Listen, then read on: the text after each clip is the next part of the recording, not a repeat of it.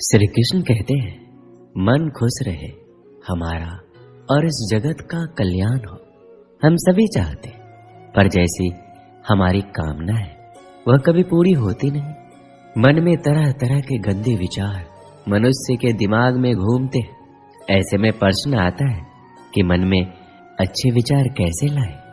विचार उठते हैं मन से, इसलिए मन क्या है यह हमें पता होना चाहिए। इसके बाद ही हम गंदे और अच्छे विचारों के खेल को समझ सकते हैं।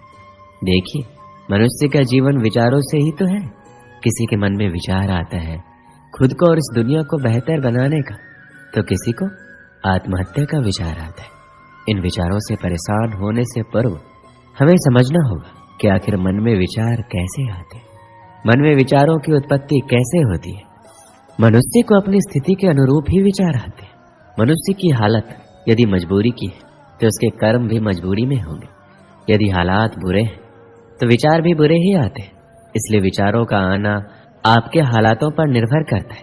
सोचिए, आज परीक्षा है और आपने पूरी तैयारी कर ली, तो क्या आपके मन में फेल होने के विचार आएंगे? बिल्कुल नहीं। लेकिन परीक्षा आज है और साल भर आपने सिर्फ मस्ती किया है, तो निश्चित है कि दिमाग में विचार भी फेल होने के ही घूमेंगे। तो अधिकांश मामलों में ये उसका खुद का चुनाव होता है। आप परीक्षा के लिए पढ़ाई करें या ना करें, यह आपका चुनाव है। इसलिए अगर आपका चुनाव ही गलत है तो फिर विचार गलत ही होंगे। इसलिए देखा होगा, प्रायः लोग जिस काम में लगे रहते उस काम में भी बुरे विचार उनके दिमाग में छाए रहते। और इसका यह अर्थ कतई नहीं कि मनुष्य के विचारों का आना गलत है। मन में अच्छे विचारों का आना कोई अकस्मात स्थिति नहीं होती। कभी ऐसा नहीं होगा कि आप सुबह उठें और आपके मन में खुद को बदलने का विचार आ जाए और आपकी सभी गंदी आदतें छूट जाए और आप अपने सभी दुखों से आजादी पा लें। ऐसा नहीं होगा। मन में अच्छी सोच लाना इतना भी मुश्किल नहीं है। अगर आपका कोई साथी है तो आपको किसी भी चीज को लेकर भड़का रहा है या बुरा सोच लाने के लिए प्रेरित कर रहा है, तो उससे आपको अलग रहना है। ऐसे लोगों से जितना जल्दी हो सके दूरी बना लीजिए और खुद को व्यस्त रखने की कोशिश कीजिए। जरूरी नहीं कि काम करके ही खुद को व्यस्त रखा जा सकता है। मन में अच्छी सोच भी आएगी। बुरी चीजों से दिमाग हटाकर आपको अच्छी चीजों पर लगाना होगा। जैसे आप शांत वातावरण में जाकर बैठे। कई बार शहरी शोरगुल के कारण हम परेशान हो जाते हैं। आपको कुछ समय शांत वातावरण में बैठना चाहिए। ऐसा करने से आपको सिर्फ अच्छी सोच आएगी। अगर आप इन चीजों को अपने जीवन में अपनाते हैं तो आप आसानी से नकारात्मक सोच से दूर हो सकते हैं। आपके दिमाग में चाहे बुरे विचार आते हो, उसकी फिक्र करने की जरूरत नहीं है। जब आप सुबह उठे तो एक अच्छा विचार सोचें और एक अच्छा वाक्य खुद से बोलने के लिए तैयार रखें। जैसे कि मैं आज बहुत खुश हूँ, आज मेरी मनोकामना पूर्ण होगी, या मैं अच्छे विचारों वाला व्यक्ति हूँ। आप कोई भी सुविचार सोच सकते हैं। तो यह अभ्यास आपके जीवन को बदलने के लिए कुछ दिनों बाद सक्रिय होने लगेगा। आपका मस्तिष्क ही आपका भविष्य निर्माण करता है। जब भी आप बिस्तर पर सोने जाएं तो इस बात का ध्यान रखें कि आप क्या सोचते हुए सो रहे हैं। यदि नकारात्मक विचार है तो उसकी जगह अपने और अपने परिवार के लिए कुछ अच्छा सोचकर सोएं या अपने इष्ट देव के नाम का जप करते हुए सो जाएं। आपका अंतिम विचार ही पूरी रात आपके दिमाग में चलता रहता है, जिसका आपको पता नहीं चलता है। ये विचार ही आपके जीवन को सबसे ज्यादा प्रभावित करता है।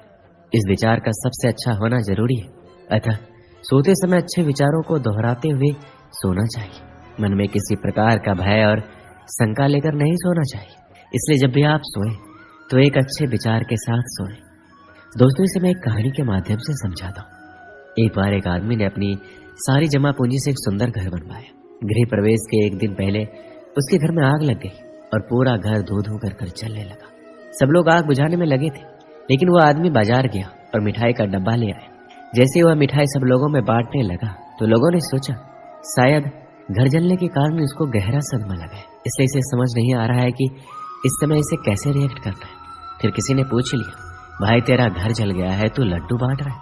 और वो उत्तर सुनकर प्रश्न पूछने वाला निस्तब्ध हो गया। उस आदमी ने उत्तर दिया कि आप लोग ये देख रहे हो कि गृह प्रवेश से पहले मेरा घर जल गया, लेकिन मैं ये सोच रहा हूँ अगर मैंने गृह प्रवेश कर लिया होता तब आग लगती तो मेरे घर के साथ साथ मेरे परिवार वालों को भी नुकसान हो सकता था। इसलिए मैं ईश्वर का धन्यवाद कर रहा हूँ कि आपने मेरे परिवार को बचा लिया। अगर जीवित रहे तो घर तो और भी बन जाएंगे। इसलिए सकारात्मक सोच के साथ नजरिया भी सकारात्मक रखना जरूरी है। अच्छी आदतों से अच्छा होता है और बुरी आदतों से बुरा। यदि आप में किसी भी प्रकार का नशा करने, गाली बकने, क्रोध करने, ईर्ष्या करने, अनावश्यक भोजन करने और किसी का अपमान करने या अन्य किसी भी प्रकार की गंदी आदतें, तो फिर आपका वर्तमान और भविष्य भी वैसा ही होगा। बुरी आदतें डालनी नहीं पड़ती, वो संगत से स्वतः ही निर्मित हो जाती है। आप अपनी बुरी आदतों को छोड़ने की चिंता करने के बजाय अच्छी आदतें डालना शुरू करें। जैसे सुबह जल्दी उठना, किसी असहाय की सहायता करना, माता पिता के प्रतिदिन पैर छूना, अच्छे प्रवचन सुनना, लोगों से विनम्रता से बात करना। खुद की और अपने मित्रों की गलतियां स्वीकार कीजिए। खुद का मतलब ये है, यदि आपसे घर, कॉलेज, ऑफिस या अन्य कहीं पर गलती हुई है तो इसे स्वीकार करने में कोई हर्ज नहीं है। गलतियों पर पर्दा डालने का प्रयास करेंगे तो आप लोगों की नजर में गिरते जाएंगे। काम करने वाले इंसान से गलतियां होती है, ये कोई बड़ा अपराध नहीं है, लेकिन इसे स्वीकार नहीं करना अपराध होता है। यदि आपके किसी मित्र, सहयोगी, परिवार के सदस्य या रिश्तेदार से कोई गलती होती है तो उसे भी स्वीकार करके उसको माफ करना जरूरी है। देखिए, जब इंसान के कदम उसे किसी नई मंजिल की तरफ ले जाते हैं तो अक्सर उसे पीछे मुड़ के देखने का मन करता है, क्योंकि उससे उसकी खट्टी मीठी यादें जुड़ी रहती है, कुछ सुविधाएं भी उसे वहां मिलती है। इसी तरह जब आप नया जीवन जिएंगे तो बीच में कुछ परेशानियां आ सकती है और इन बातों से मन घबराकर वापस उस पुराने सड़े गले जीवन को जीने के लिए बाध्य करेगा। ऐसी स्थिति में हिम्मत दिखाइए, श्री कृष्ण को याद कीजिए और जो बेहतर जीवन जीने का चुनाव किया है उस पर आगे बढ़ते रहिए। पुराने समय में एक सेठ नदी किनारे वाले गांव में रहता था। कभी कभी नाव में सामान भरकर दूसरे गांव में व्यापार करने जाता था। उसके आसपास बहुत धन संपत्ति थी। वह नाव से सफर करता था, लेकिन तैरना नहीं जानता था। एक दिन वह दूसरे गांव से सामान बेचकर अपने घर लौट रहा था। नदी के बीच में उसकी नाव में छेद हो गया। नाव में पानी भरने लगा। सेठ डरने लगा कि अब वो डूब जाएगा। तभी उसे थोड़ी दूर एक मछुआरे की नाव दिखाई दी। सेठ ने मछुआरे को आवाज लगाकर अपने पास बुलाया और बोला कि मेरी नाव डूब रही है, मैं तैरना भी नहीं जानता, भाई तुम मुझे बचा लो, मैं तुम्हें अपनी पूरी धन संपत्ति दे दूंगा। मछुआरे ने उसे अपनी नाव में बिठा लिया। मछुआरे की नाव में बैठने के बाद सेठ की हालत थोड़ी सामान्य हुई। अब सेठ कुछ सोचने लगा। वह मछुआरे से बोला, भाई अगर मैं तुम्हें मेरी पूरी संपत्ति दे दूंगा तो मैं अपने घर परिवार का पालन कैसे करूंगा? मैं तुम्हें पूरी नहीं आधी संपत्ति दूंगा। मछुआरा चुपचाप नाव का चप्पू चला रहा था। सेठ फिर सोचने लगा। कुछ देर बाद उसने मछुआरे से कहा, भाई मेरी संपत्ति में मेरे बच्चों का भी अधिकार है, मैं तुम्हें आधा नहीं 1/4 संपत्ति दूंगा। मछुआरे ने कुछ नहीं कहा। कुछ ही देर में नाव किनारे पहुंच गई। अब सेठ की सोच पूरी तरह बदल चुकी थी। वह सुरक्षित किनारे पर आ गया था। सेठ ने सोचा, इसने मेरी जान बचा के कोई बड़ा काम नहीं किया, ये तो इसका धर्म था। ये सोचकर सेठ ने मछुआरे को सोने का एक सिक्का देना चाहा, लेकिन मछुआरे ने ये लेने से मना कर दिया। सेठ ने वह सिक्का भी अपने पास रख लिया और वहां से चला गया। दोस्तों, इस कहानी से हमें क्या सीख मिलती है कि हमारे मन में अच्छे काम के लिए विचार बहुत कम आते हैं, और जब भी कोई ऐसा पुण्य कर्म का विचार आए तो वह काम तुरंत कर देना चाहिए। समय के आगे बढ़ने के साथ साथ हमारे विचार भी बदल जाते हैं। दोस्तों, इस वीडियो में बस इतना ही।